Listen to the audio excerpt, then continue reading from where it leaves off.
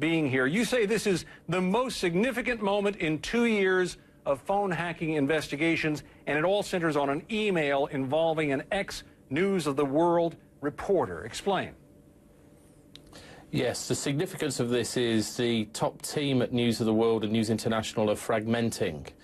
And for the former lawyer to accuse James Murdoch of misleading Parliament is serious in itself. But if his account is accurate, and James Murdoch disputes it, I have to say, but if the lawyer's account is accurate, it shows that James Murdoch knew that there was other criminal wrongdoing in the company in 2008, and he failed to report it to the police. And he also settled a civil case with a crime victim for an astronomical sum of money that came with a confidentiality clause. So he could have been buying a crime victim's silence, which in this country is an illegal act. And that's why I've referred it to the police, so that they can get to the bottom of this. Give us in very simple terms the nuts and bolts of what allegedly happened here. There was an email from one reporter to another about illegal hacking going on that Mr. Murdoch apparently knew about, or at least these other officers say he did know about, and he sat in front of you and said he did not know about it. Is that it in a nutshell? Yeah, one of his journalists transcribed a voicemail message that had been illegally hacked. He sent it to another journalist. The victim of the hacking took a civil case and got the documentation through court disclosure.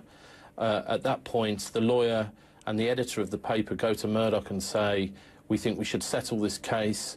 Here's an email showing that others were aware of hacking in the company. What do you want to do? And he signed off the case for an alleged £700,000, which is 10 times more than the victim could have expected to get in the civil courts in London. So it really is a huge amount of money. So you think what? He was just buying silence? Is that what you think?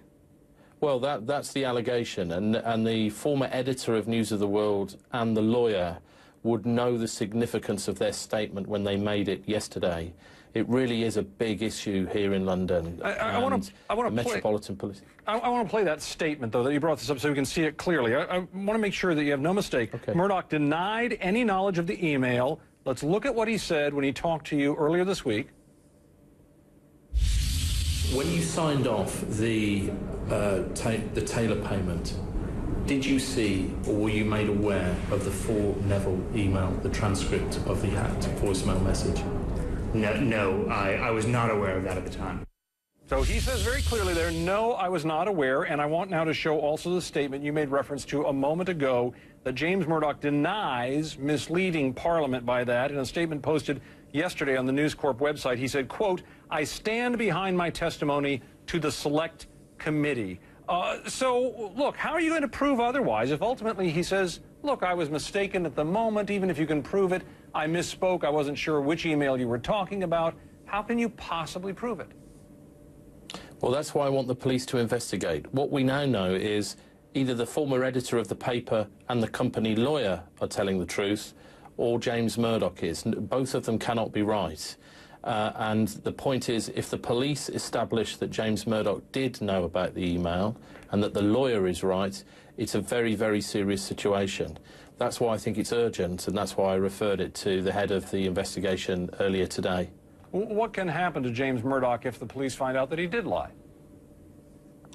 Well, if they found that he bought the silence of he knowingly bought the silence of a crime victim, and again, to repeat, he denies this and sticks by his statement, but if it becomes the case, then the crime would be perverting the course of justice, which is a very serious criminal offence in the UK.